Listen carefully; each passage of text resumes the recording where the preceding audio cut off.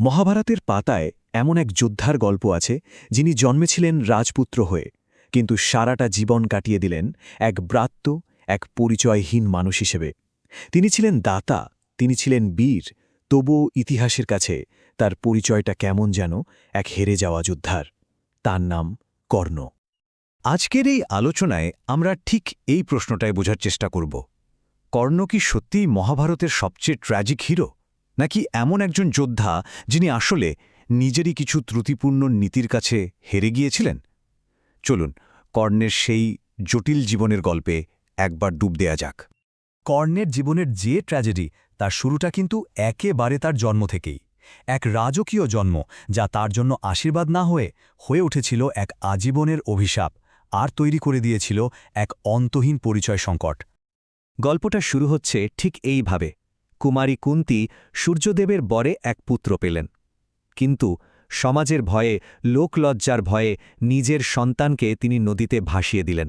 ভাবা যায়, সেখান থেকে তাকে খুঁজে পেলেন এক রথ চালক অধিরথ আর তার স্ত্রী রাধা। তারাই তাকে বড় করলেন। তো যে ছিল আসলে রাজপুত্র, তার পরিচয় হয়ে গেল সুতপুত্র, মানে রথ চালকের ছেলে। আর এই পরিচয়টাই জানেন তার সারা জীবনের লড়াইয়ের মূল কারণ হয়ে দাঁড়াল। কর্ণের মধ্যে প্রতিভা ছিল প্রশ্নাতীত, অসাধারণ, কিন্তু তখনকার সমাজ সেই প্রতিভাকে কোনো দিন স্বীকৃতি দেয়নি। তার জীবনের যুদ্ধটা ছিল আসলে তার যোগ্যতার সঙ্গে সমাজের অবিচারের এক অদ্ভুত লড়াই। কর্ণ ছিলেন এক অসামান্য ধনুর্ধর। অনেকেই বলেন তিনি অর্জুনের সমান বা হয়তো তার চেয়েও বেশি দক্ষ ছিলেন। কিন্তু সমস্যাটা হলো, তখনকার সমাজ ব্যবস্থা অনুযায়ী অস্ত্র শিক্ষা পাওয়ার অধিকার ছিল শুধু ক্ষত্রিয়দের। তাই সুতপুত্র বলে গুরু দ্রোণাচার্য তাকে সোজা ফিরিয়ে দিলেন। ভাবুন তো একবার, এই পরিচয়টা তাকে সারা জীবন তাড়া করে ফিরেছে। এখানে একটা বড় প্রশ্ন চলে আসে, প্রতিবার কি আদৌ কোনো দাম আছে যদি সমাজ তাকে সম্মান না দেয়? কিন্তু কর্ণ তো দমে যাওয়ার পাত্র নন।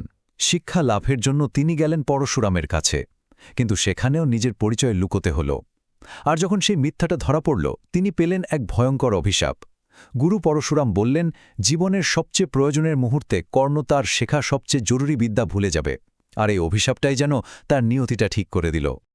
যখন গোটা সমাজ কর্ণকে একঘরে করে দিয়েছে, ঠিক তখনই একজন তার দিকে বন্ধুত্বের হাত বাড়িয়ে দিল। এই একটা বন্ধুত্ব কর্ণের জীবনটা পুরোপুরি বদলে দেয়, কিন্তু এক ভয়ানক শর্তের বিনিময়ে। হস্তিনাপুরের অস্ত্র পরীক্ষার সেই বিখ্যাত আসর। সবাই যখন কর্ণকে সুতপুত্র বলে অপমান করছে, তার যোগ্যতাকে নিয়ে প্রশ্ন তুলছে, তখন একজন মানুষ তার পাশে এসে দাঁড়ালেন, আর তিনি হলেন দুর্যোধন। দুর্যোধন শুধু কর্ণকে সেই অপমান থেকে বাঁচালেন না, তাকে অঙ্গরাজ্যের রাজা ঘোষণা করে দিলেন।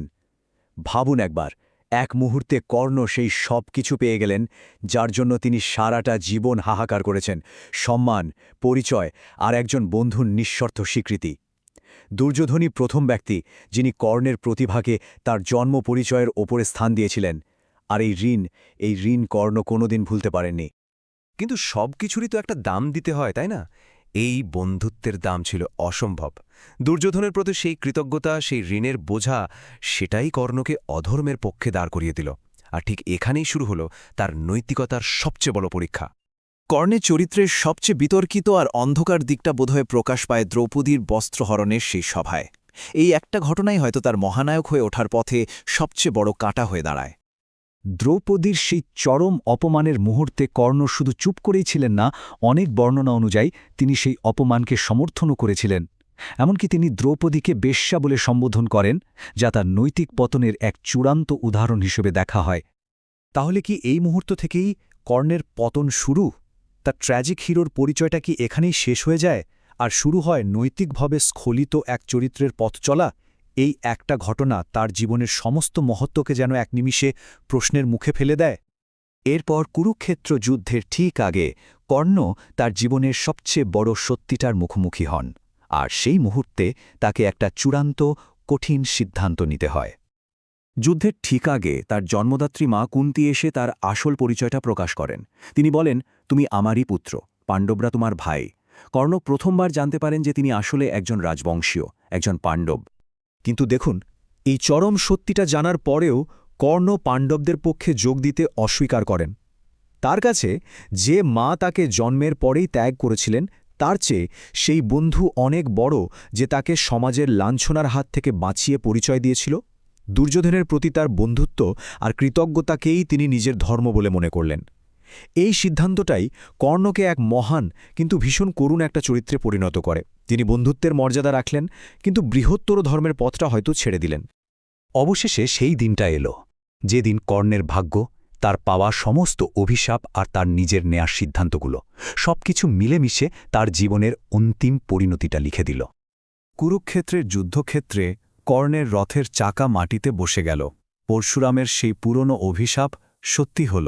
তিনি ব্রহ্মাস্ত্র চালানোর মন্ত্র ভুলে গেলেন। একেবারে নিরস্ত্র, অসহায় অবস্থায় যখন তিনি চাকাটা তোলার চেষ্টা করছিলেন, ঠিক তখনই অর্জুনের তীরে তার জীবন শেষ হয়ে গেল। কি আশ্চর্য এক পরিহাস, তাই না? যিনি জন্মেছিলেন স্বয়ং সূর্যের পুত্র হয়ে, তিনি মারা গেলেন সুতপুত্র পরিচয়ের বোঝাটা কাঁধে নিয়েই। তার মৃত্যুটা ছিল একজন বীরের মতোই, কিন্তু পরিস্থিতিটা ছিল একজন অসহায় মানুষের। কর্ণের জীবনটা আমাদের একটা জিনিস খুব স্পষ্টভাবে শিখিয়ে দেয়, ভাগ্য বা নিয়তি হয়তো আমাদের জীবনে অনেক কষ্ট দিতে পারে, কিন্তু শেষ পর্যন্ত আমাদের সিদ্ধান্তগুলো একান্তই আমাদের নিজের। তাহলে কর্ণ আসলে কে? একজন নায়ক নাকি একজন খলনায়ক? সত্যি বলতে কি, তিনি হয়তো এর কোনোটি পুরোপুরি নন। কর্ণ হলেন একজন ক্লাসিক ট্র্যাজিক হিরো, এমন এক মহান চরিত্র যাকে ইতিহাস মনে রেখেছে তার সেই ভুল সিদ্ধান্তগুলোর জন্যই, যেগুলো তার বিশাল প্রতিভাকে ছাপিয়ে গিয়ে তার পরাজয়ের কারণ হয়েছিল। তার মহত্ব আর তার পতন, এই দুটোকে যেন একে অপরের থেকে আলাদা করাই যায় না।